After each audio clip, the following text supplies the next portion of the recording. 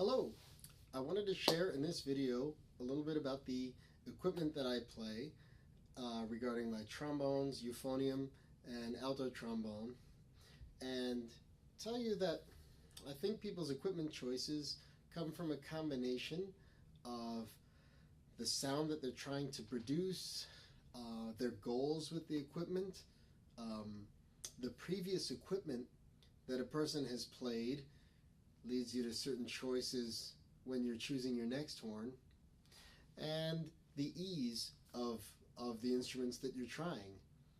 How easy is it to play in the extremes of the range, or to articulate, or for intonation?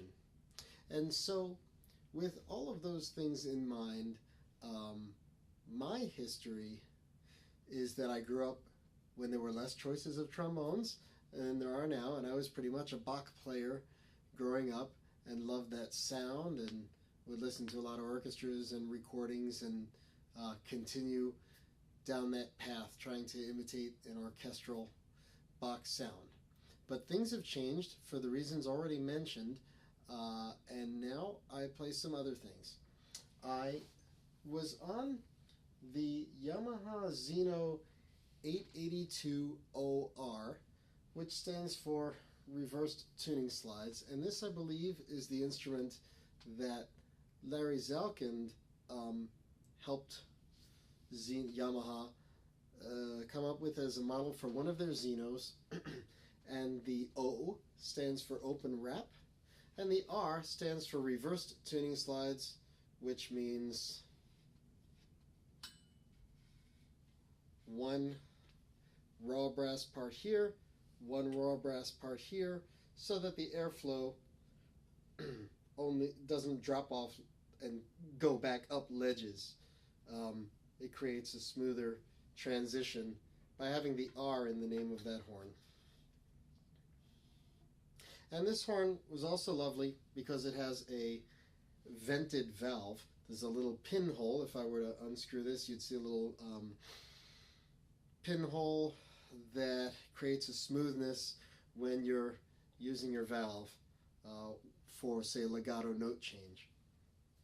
Now, I played on that for a good couple of years, bought it because of its great sound, great resonance, and it really does put out a lot of sound. Of course, I tried some at the stores and picked the one that puts out the most, I think.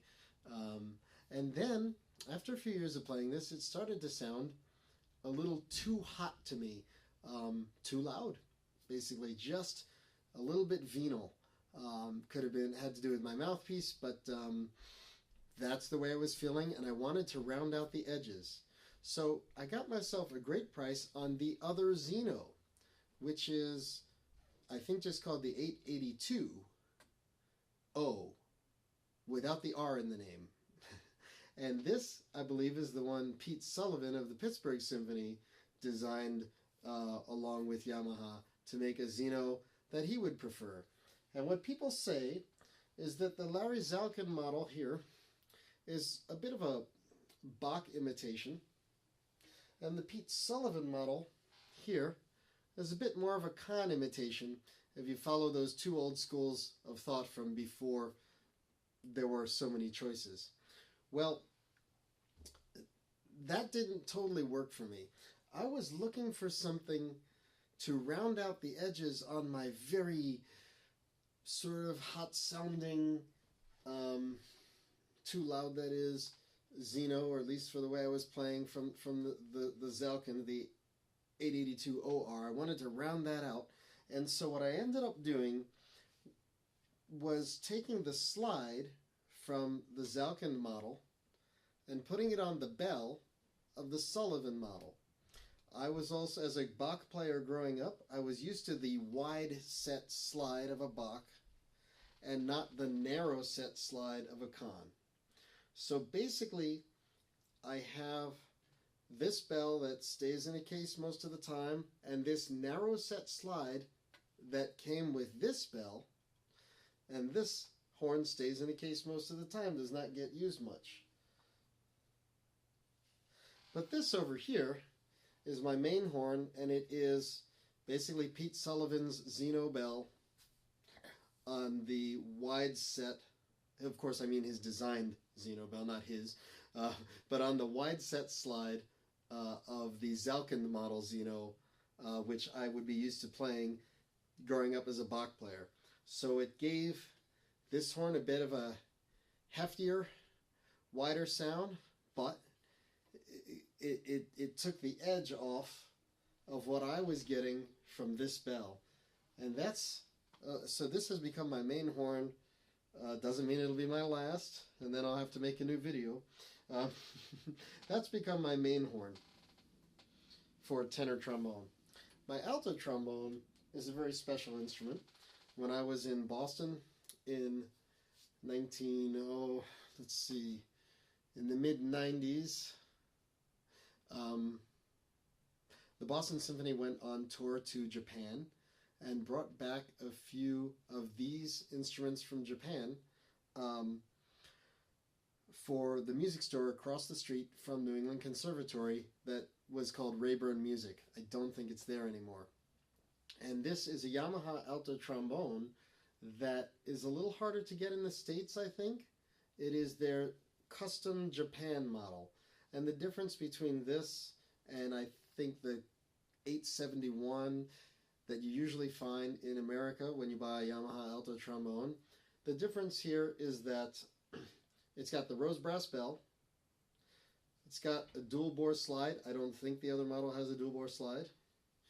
And by having that custom word on here, a teacher told me that that meant that each little ring is more lined up by hand to each next joint, that so it goes together as smoothly as possible, rather than just taking one out of the bin and putting the trombone together. And that's what the custom label means.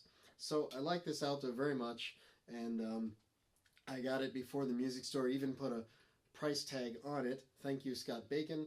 I still do play this horn that you sold me at Rayburn's all those years ago.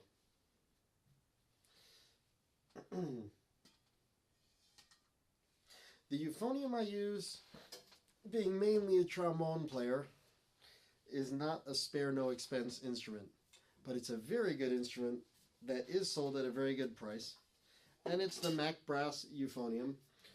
I believe it's an imitation of a Yamaha 646, and it's under $1,000. I got it for even cheaper than that because there was a delay in the shipping at the time. And so, well, I need to clean this guy up here, but this is my Mack Brass euphonium, and they're great horns, and I'm very happy with it. And they come from China, and there's another company that brings similar horns over from China called Wessex, and then they change it, so they charge a couple $100 more than Mack. And the changes that Wessex makes to the euphonium is they lift the lead pipe. In other words, this lead pipe is soldered to the bell, and the Wessex company, when they make theirs, they raise it off the bell, put a little brace here, and I think their water key, they change from one of those that like this that has a little pool for the water to something that would be smooth, so your air doesn't take that dip when you're playing.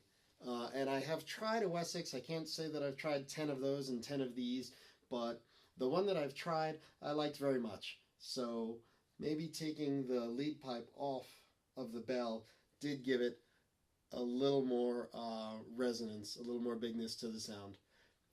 But that was a one-and-one comparison. That was all the examples I had at the time. Now when it comes to mouthpieces, I played for many years a piece that I just love. It was a modified Griego 3E. So to make sure I get this right, I'm going to make a second video for mouthpieces.